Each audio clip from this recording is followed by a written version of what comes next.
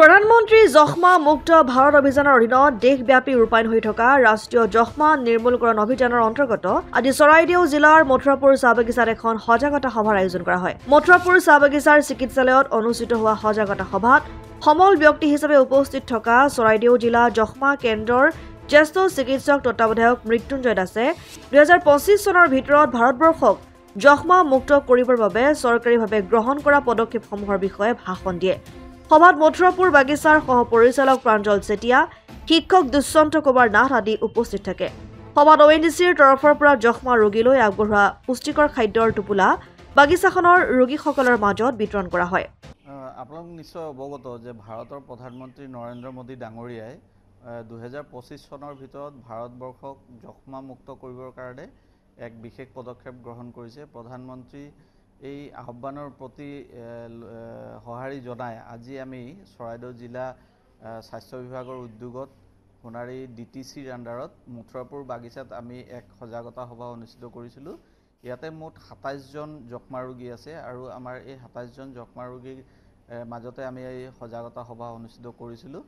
যক্ষ্মা ৰোগ হ'লে মূলতঃ যিসকল ৰোগী তেওঁলোকে কেনেধৰণে দৰৱ পাতিখিনি খাব লাগিব, তেওঁলোকে কেনেধৰণে থাকিব লাগিব যাতে তেওঁলোকৰ পৰা অন্যান্য পৰিয়ালৰ লোকসকল বা অন্যান্য ওচৰ চুবুৰীয়াসকলৰ গাত যাতে এই ৰোগবিধ হুঁচৰি যাব নোৱাৰে, তাৰ কাৰণে আমি কিখিনি পদক্ষেপ গ্ৰহণ কৰিব লাগিব, আজি সেইখিনি কথা তেওঁলোকক অৱগত কৰা হয়। ইয়াৰ উপৰিও প্ৰধানমন্ত্ৰী মহোদয়ৰ আহ্বান ক্ৰমে ONGCয়ে আমাৰ চৰাইদেউ জিলাৰ যিসকল যক্ষ্মা ৰোগী আছে তেওঁলোকৰ কাৰণে বিনামূলীয়া খোৱাৰ টোপোলা আগবঢ়াইছে। আজি আমি মথুৰাপুৰ বাগিচাৰ যিসমূহ যক্ষ্মা ৰোগী আছে সেই ৰোগীসকলৰ মাজত ONGCয়ে দিয়া ফুড বাস্কেটসমূহ বিতৰণ কৰিলোঁ। এই ফুড বাস্কেটসমূহত মূলতঃ পুষ্টিকৰ খাদ্য আছে। যক্ষ্মা ৰোগীসকল যিহেতু ৰোগৰ দ্বাৰা আক্ৰান্ত হৈ দুৰ্বল হৈ পৰে, গতিকে এই আহাৰ গ্ৰহণ কৰিলে তেওঁলোকে দৰৱৰ লগতে তেওঁলোকে নিজৰ স্বাস্থ্য আৰোগ্য হোৱাৰ ক্ষেত্ৰত যথেষ্ট সহায়ক হয়। আমি ONGCকো ধন্যবাদ জনাইছোঁ, তেওঁলোকে আমাৰ ৰোগীসকলক যক্ষ্মা ৰোগীসকলক খাদ্যৰ টোপোলা আগবঢ়োৱাৰ কাৰণে। আৰু মূলতঃ আজি সভাখন যক্ষ্মা ৰোগৰ ক্ষেত্ৰত মথুৰাপুৰ বাগিচাত সজাগতা সৃষ্টি কৰিবৰ কাৰণে সভাখন অনুষ্ঠিত কৰা হৈছিল। মথুৰাপুৰৰ পৰা ইছলাম আহমেদৰ ৰিপৰ্ট, অসম আদিত্য।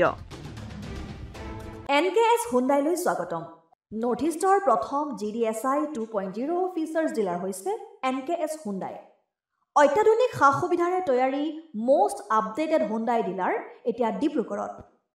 আমাৰ NKS হুণ্ডাই ডিলাৰত open sales consulted room, customer ৰুমৰ লগতে পুৰণি গাড়ীৰ এক্সচেঞ্জ ফেচিলিটিও ৰখা হৈছে।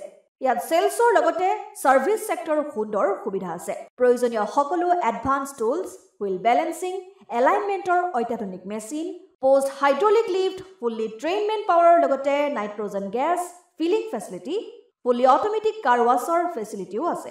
লগতে NKS হুণ্ডাই ডিলাৰে কাষ্টমাৰসকলৰ সুবিধাৰ্থে মোবাইল ছাৰ্ভিচ ভেনৰো ব্যৱস্থা ৰাখিছে, য'ত হাইড্ৰলিক লিফ্ট, ৱাছিং facility, wheel balancing, tyre pressure check কৰাৰ লগতে বহুখিনি সুবিধাই উপলব্ধ আছে।